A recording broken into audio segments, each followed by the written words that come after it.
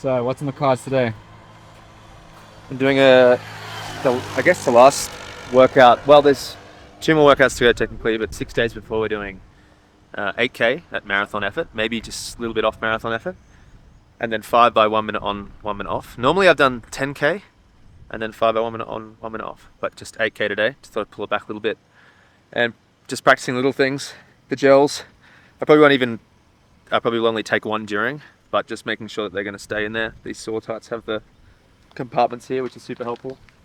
And yeah, that's it. Leave tomorrow. So this is really the last one. And then a little short tune-up on Thursday, just some 1 minute efforts, just at marathon pace, which is obviously pretty easy to do. So last time on Moyben for a while. I just really want this to be quite effortless. 328 to 330 would be good because that's altitude adjusted. I just hope that it's really cruisy and I get to 8K and it's super comfortable. So let's get started. Okay, see you back there, Jay. 325 to 330. Oh, that's okay. Yeah, straight. Yeah. 8K straight, right? No turns. No turns.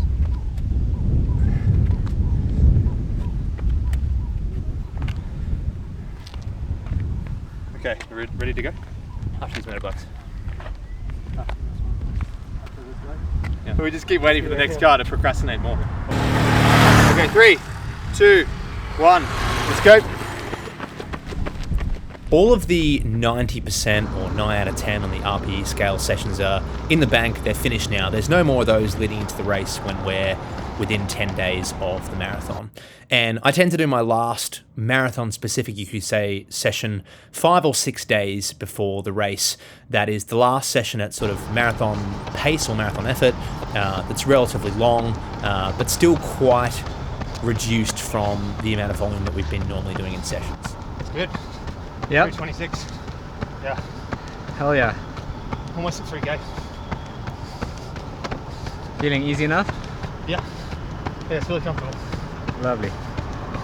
So the session that I've tended to use in the last 3 years, 5 or 6 days before, depending on travel and depending on exactly what's going on, with the travel schedule, is a 10K tempo and 5 by 1 minute on, 1 minute off afterwards. The session that I saw online, that someone that I followed did, and I replicated that and felt really good. I did it 6 days before my personal best in Indianapolis in 2021 when I ran 2:20:46. I did it again here 6 days before, but I did have a gut feel this time that I wanted to cut it back just a little bit to 8K. No real solid reason as to why. I just thought I'd just go a little bit less. I just think because when you're at very high altitude, it's sort of somewhat hilly on Moyben Road as well, I thought I'd do a little bit less volume, but then also do the 5 by 1 minute on, 1 minute off afterwards. And the point of this workout is to really try and do the first, what it would feel like in the first 8K or 10K, and in this particular case 8K, which is around 5 miles, of the marathon. And I'm trying to basically run exactly how that would feel on race day. So when you get to the 8K mark or 5 mile mark in the marathon, if you've trained reasonably well anyway, and you pace yourself well, you shouldn't feel very tired at that point. If someone stopped you or you stopped yourself and you asked how hard that is, you'd probably say, I don't know, maybe 5 out of 10 or 6 out of 10 at absolute most. You shouldn't be more than that. So that's what this workout really was for me. It was at sort of a 8K at about maybe 60%, maybe 70% at most effort. Maybe it was 70%, including the 5 by 1 minute on, 1 minute off afterwards. And the 5 by 1 minute on, 1 minute off straight afterwards is supposed to be at around 5-10K effort. Nothing too strict, just a little bit faster than marathon pace, just a little bit quicker, just to get some speed in the legs last minute, I guess. And this session went very, very well for me down on Moyben Road. We decided to do it the reverse way than we've normally done it, so it wasn't a little bit net downhill. In fact, this one was slightly net uphill. And we also decided to do it in the middle of the day because, as I mentioned a couple of times already, Berlin will not be cold. It will not be 8 or 10 degrees, which is the temps that we've been training in very early in the morning, at least the time we've been starting here in Kenya. It'll be probably close to 17, 18 towards the end of the race, so we wanted it to be at least that. So it was probably 21, 22 degrees, I think, something like that in the middle of the day. And we did it late morning and got the session done very well. We also practiced the fueling, the precision fuel and hydration gels, which I'll be taking probably every 5K, more or less, in the race. And also the same shoes that I'll be wearing on race day. So I've decided I will go with the Vaporfly 2s. I've got, I actually haven't tried the 3s yet. I've walked around in them in a store and they feel good, but I just really like the Vaporfly 2s. I'm going to stick to what I like at the moment. I haven't had the chance to really try the 3s yet, and if I had, I may have gone with them. But in this particular case, I've run my best 2 marathons in the Vaporfly 2s. I really like them. So I'm going to go with them again on race day in Berlin as well. So I wore a pair of Vaporfly 2s in this session as well, the same shoes I'll wear on the race. These ones are a little bit more beat up. I'll wear a pair of new ones on Sunday. But this session went really well, and really happy with how this last marathon specific session went. Nice, dude. Nice. How was that? Yeah, it's good. I'm actually really glad we did it at this time today at 10 a.m. because it's warm today. Well, 20 probably, 21. And yeah, it's definitely best to, if possible, of course, most people are training in one location, but if you can be training in slightly warmer conditions than what the race will be, you won't get shocked. So yeah, that was perfect. 3:25, okay.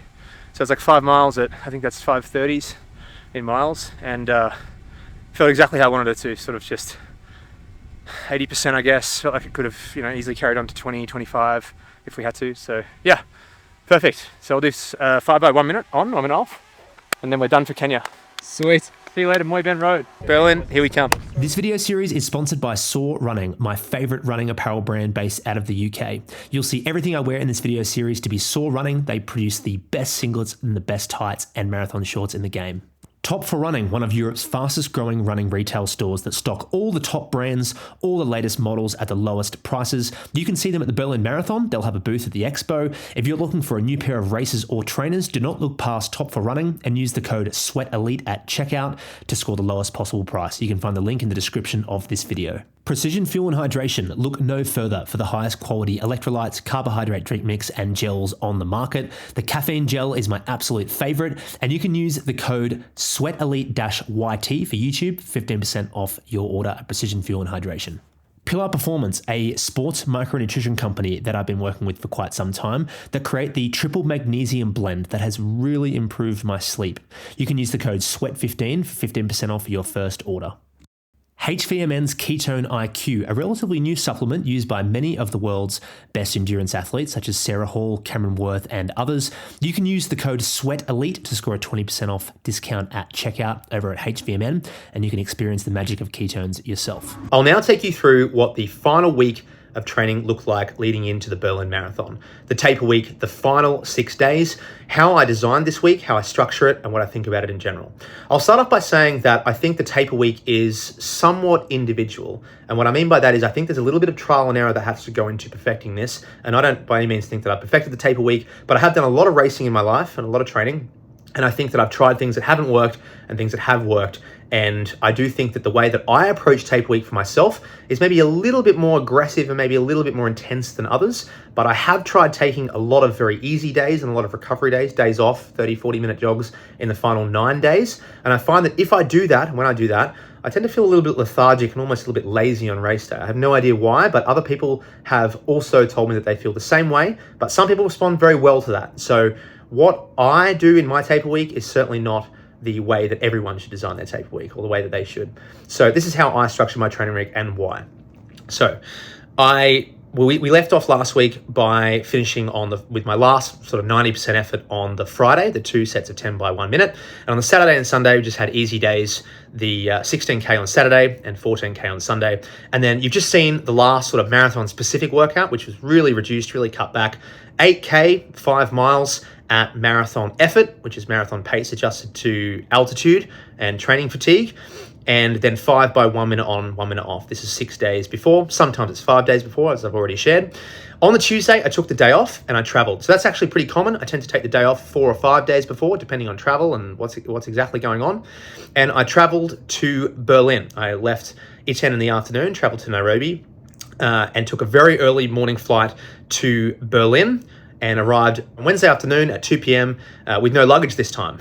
I actually have made it this far in my travels over the last, I've traveled pretty extensively for the last 10 years. I've never actually lost my luggage, but I arrived with no bags into Berlin, and I was actually a little bit concerned because the people at the airport were not very helpful at all in trying to track down where the luggage was. So I was a bit concerned that I wasn't going to get my luggage until race day, but luckily we did get the luggage the next day. But as for training, on the Wednesday afternoon when I arrived, got in at 2, at about 6 p.m, I went for a very easy 12K run, and got down to the Brandenburg Gate, saw a few familiar faces along the way, and got 12K very easy done. On the Thursday was my last interval session. Now, that might scare some people that might think, well, why are you doing intervals 3 days before the race? As I mentioned, I think that touching on marathon pace or a little bit quicker a few times in the last week just makes me feel good on race day. I don't feel lethargic or lazy.